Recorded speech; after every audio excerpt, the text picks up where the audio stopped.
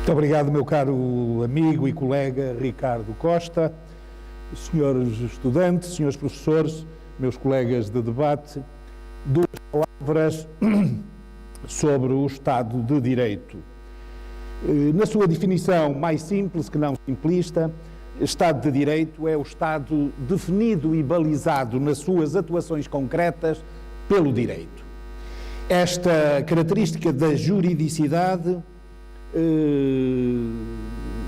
levanta vários problemas, porque num Estado de Direito, quem diz o direito são os tribunais, são órgãos do Estado, e leva logo e traz no seu gênero uma noção de conflito entre órgãos do Estado, entre poderes do Estado. O artigo 2º da Constituição da República Portuguesa define o Estado de Direito democrático e institui determinado tipo de princípios ou de dimensões: a soberania popular, o pluralismo da expressão, a democracia económica, social e cultural, a garantia de efetivação dos direitos e liberdades fundamentais, a separação de poderes, a democracia participativa e, sobretudo, um princípio fundamental para a organização do Estado, sobretudo na sua relação, no seu relacionamento com a sociedade e com os cidadãos, que é o princípio da confiança. O artigo 1º da Constituição dá aquilo que é a matriz ou o eixo, se quisermos, do próprio Estado de Direito democrático: a dignidade da pessoa humana. A ideia de direito exige e pressupõe o respeito absoluto pela pessoa humana. Não se pode falar em direito, não se pode dizer o direito se não tivermos este limite que é a dignidade da pessoa humana. O artigo 1º da Constituição diz também que o Estado, a República Soberana, procurará construir ou atingir 3 valores fundamentais: a liberdade, a justiça e a solidariedade. No artigo 3º temos o princípio da soberania popular, o que desde logo o princípio da plenitude da soberania popular, ou seja, toda a soberania reside no povo. Ao contrário de outros tempos em que o paradigma era diferente, não era democrático como é hoje, sobretudo nos tempos do paradigma teocrático, em que o poder era outorgado por Deus ao soberano e ele depois ou os exercia ou os distribuía segundo o seu critério e só prestava contas perante Deus. Portanto, para definir o Estado de Direito, com 4 princípios, se quisermos, fundamentais: princípio da juridicidade, um sistema de direitos fundamentais, a separação de poderes e a constitucionalidade. O Estado não está só subordinado à lei, à legalidade democrática, o Estado está, sobretudo, subordinado à Constituição. Todos os atos do Estado, incluindo os seus atos normativos ou os atos dos seus órgãos, devem estar em conformidade com a Constituição da República Portuguesa, com a chamada Lei Fundamental. Kant, num texto magnífico, dizia que o eixo da sociedade civil estruturava-se em torno de 3 valores fundamentais: a liberdade, a lei e o poder. Diz ele que só havia 4 maneiras para combinar estes 3 elementos. Liberdade e lei sem poder era a anarquia. Lei e poder sem liberdade é o despotismo. Poder sem lei nem liberdade é a barbárie. Poder, lei e liberdade, república. De facto, a lei e a liberdade e o poder para que a lei seja eficaz constituem o eixo em torno do qual gira a sociedade civil, em torno do qual gira a roda da sociedade democrática. O sistema de direitos fundamentais está sistematicamente plasmado em todos os diplomas ou em todas as leis internacionais, maiormente na Carta Europeia dos Direitos Fundamentais, que constitui o primeiro capítulo da Constituição Europeia. Primeiro é dignidade da pessoa humana. Segundo, a liberdade. Não há ser humano sem dignidade, não há ser humano sem liberdade. Por isso são direitos fundamentais, porque fundam a pessoa humana. A igualdade, a solidariedade. A solidariedade é um dos direitos fundamentais, que se impõe como um direito e como um dever, simultaneamente, depende do outro polo das relações que se estabelece. A cidadania, que não se esgota no poder de votar periodicamente, de escolher ou se candidatar aos cargos públicos, mas a cidadania implica noções de corresponsabilidade e de co-solidariedade no mundo atual. Um outro, não sou indiferente ao outro, nem o outro me pode ser indiferente a mim. Por último, a justiça. A justiça é a última instância de regulação da sociedade, do funcionamento de uma sociedade democrática, incluindo o próprio Estado. Diz o direito. A justiça é para resolver litígios de acordo com o direito, não tanto de acordo com a lei. A lei é tão só e apenas uma das fontes de direito. Há outras fontes de direito, como as boas práticas, os bons costumes, enfim, normas de natureza corporativa, a equidade, um conjunto de outras fontes de direito além da lei. Muitas vezes o direito exige que se ultrapasse a letra da lei. O problema da nossa justiça é um problema estrutural. O nosso modelo de organização da justiça não responde às exigências da atualidade, não responde às exigências do desenvolvimento, do progresso social e económico, não responde às exigências da modernidade. E pior do que isso, em muitos aspectos entrou em conflito com a própria modernidade, com o próprio desenvolvimento, com o próprio progresso social e cultural. Tudo na sociedade portuguesa se mudou nos últimos 150 a 200 ou 300 anos, exceto a justiça, que continua praticamente na mesma. Eu costumo dizer, num tom deliberadamente provocatório, que se um cidadão do tempo do Marquês de Pombal viesse hoje ao Porto, adormecesse ou ficasse congelado aí num glaciar, numa montanha, e fosse trazido hoje ao Porto, ele cairia para o lado atónito com as mudanças entretanto ocorridas.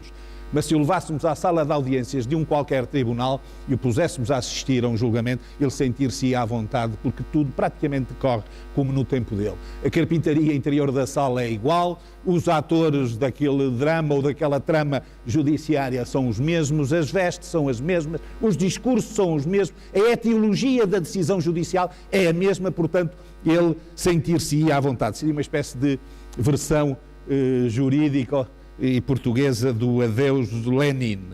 Portanto, temos um modelo de justiça que está em ruptura e em conflito com a sociedade. A questão central no modelo de justiça é saber o que é preponderante no seu funcionamento. Se é a lei da República, são as leis da República, ou se é a vontade de quem aplica as leis. Nós vemos frequentemente, para escândalo da sociedade, que os mesmos factos, com as mesmas leis, às vezes até no mesmo tribunal, produzem decisões diametralmente opostas. Como? Porquê? São decisões ou são questões para as quais não tem resposta. O poder ou a independência do juiz permite-se, no exercício desse poder e no uso desse poder, permite-se muitas vezes deturpar completamente o sentido da lei, o sentido normativo da lei. Por outro lado, o poder político está permanentemente a alterar as leis. Não há uma lei nos últimos 30 anos que dure, uma lei daquelas que se aplica nos tribunais, nomeadamente códigos de penal, processo penal, civil, processo civil, que permaneça mais do que 1 ou 2 anos. As próprias editoras que publicam os códigos quase não conseguem publicar um código atualizado, porque quando fecham uma edição, a lei volta a ser alterada. Isto tem consequências gravíssimas, porque na administração da justiça, na aplicação da lei, das leis, as leis só se tornam maduras depois de serem objeto de interpretações por vezes diferentes, por vezes num determinado sentido, por vezes aprofundando um determinado aspecto, Ou seja, o verdadeiro sentido normativo da lei só se consegue alcançar e estabilizar ao fim de alguns anos. A isso chama-se a jurisprudência, ou seja, o conjunto de decisões que o Tribunal vai proferindo sobre a lei, sobre determinadas leis, até que o Tribunal Superior, os Tribunais Superiores, maiormente o Supremo Tribunal de Justiça, fixe uma orientação jurisprudencial sobre essa lei. Ora, a jurisprudência não existe em Portugal. As leis são alteradas por todos, sem exceção, todos os ministros da Justiça, ministros e ministras da Justiça dos últimos anos, das últimas décadas. Isto cria uma instabilidade que é propícia e favorece não aqueles que pedem justiça, mas aqueles que têm contas a prestar à justiça. Há várias soluções que se podem propor, e eu próprio tenho apresentado algumas, para reformar, para atualizar, para agilizar o sistema de justiça e pô-lo a responder de forma adequada às exigências do progresso. Primeira medida, era preciso magistrados menos jovens. Não se pode ser um bom juiz em nenhuma parte do mundo aos 25, 26, 27, 28 anos, com menos de 30 anos. Quem vai julgar os outros tem que ter maturidade, tem que ter experiência de vida, tem que ter bom senso, que é, como dizia Platão, uma ave que geralmente levanta voo ao entardecer. Portanto, era necessário que os juízes fossem mais velhos, porque só com a idade podem adquirir um conjunto de saberes e de conhecimentos que só a experiência permite.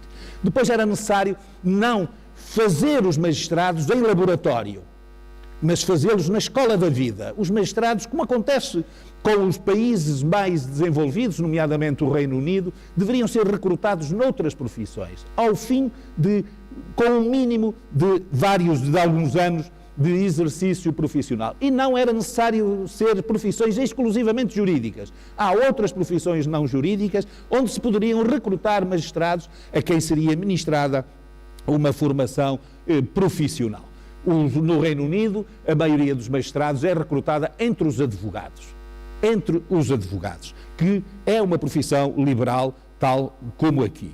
Mas podia ser entre os advogados, entre os procuradores, o Ministério Público. Em Portugal, eles têm um estatuto semelhante, idêntico, quase igual, e que está errado. Deveria ser separada a magistratura judicial da magistratura do Ministério Público.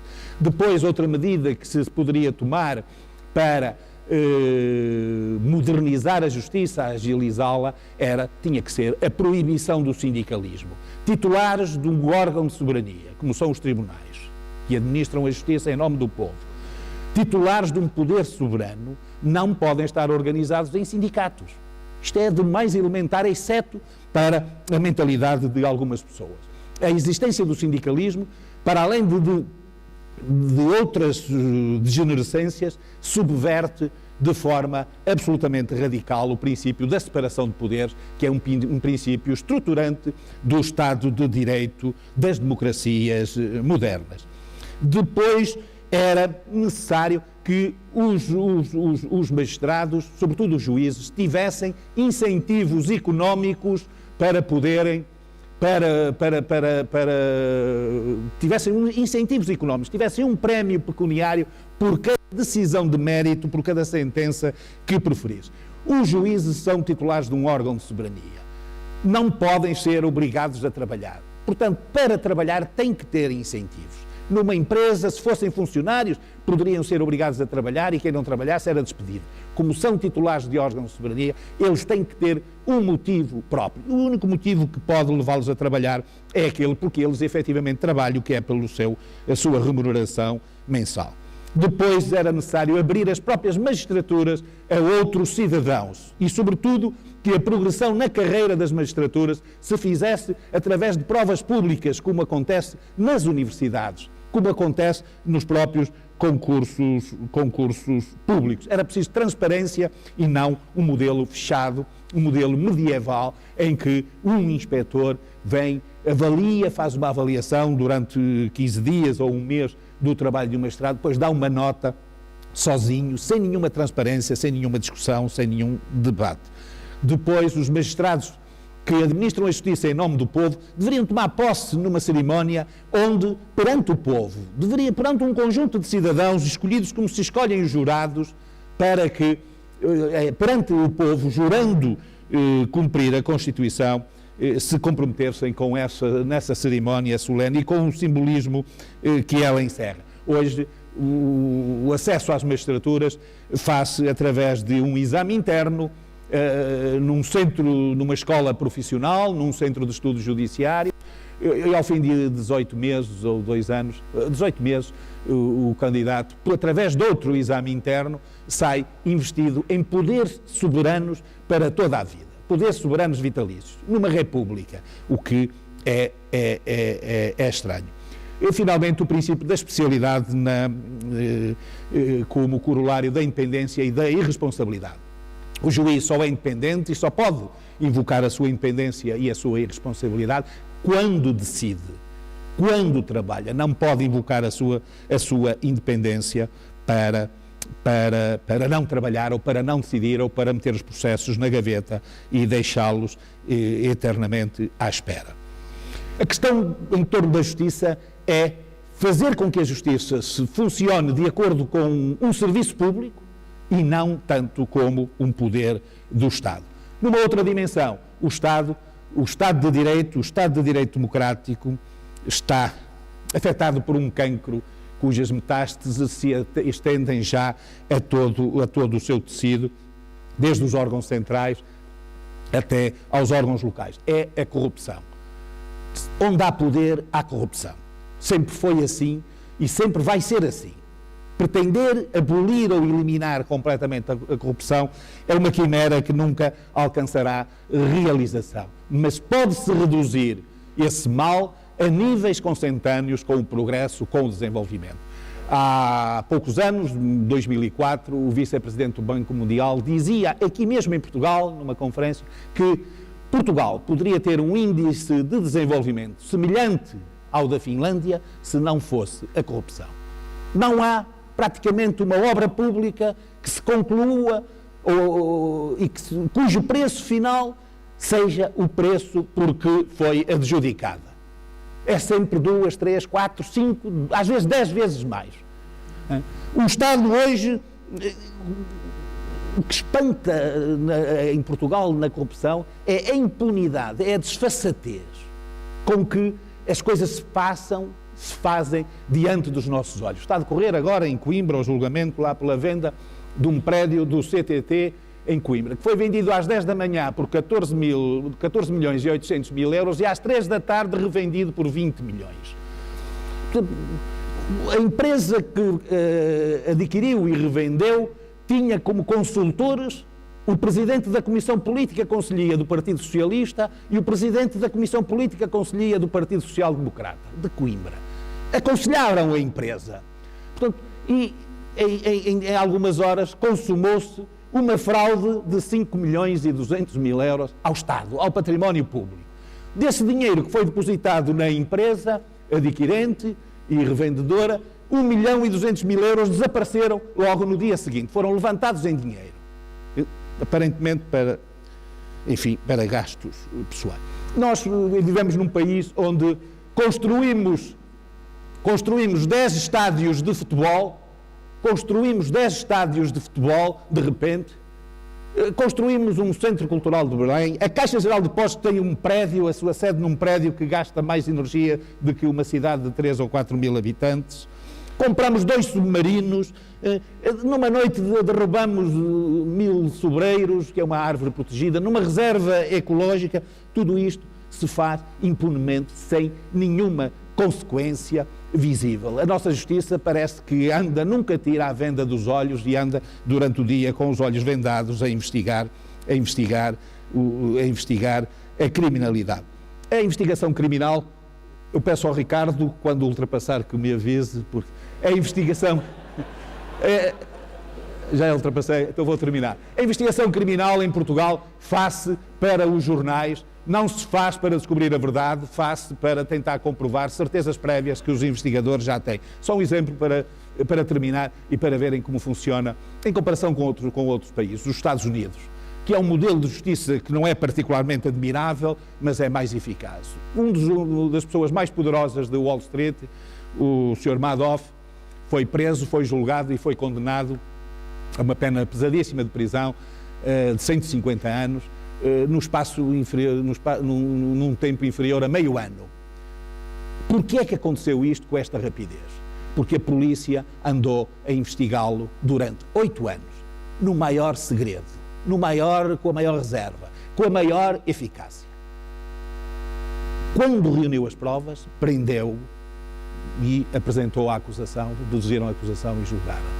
Em Portugal, faça ao contrário. Em Portugal, primeiro prende-se e depois vai-se investigar. Vai-se procurar as investigações. Quando a polícia encontra alguma coisa de útil e de importante, não. É logo no dia seguinte, manchete no Correio da Manhã e abre alguns telejornais. A investigação criminal, como a própria justiça, é um espetáculo permanente que degrada não só o sistema judicial e os seus agentes, mas, sobretudo, o próprio Estado de Direito democrático.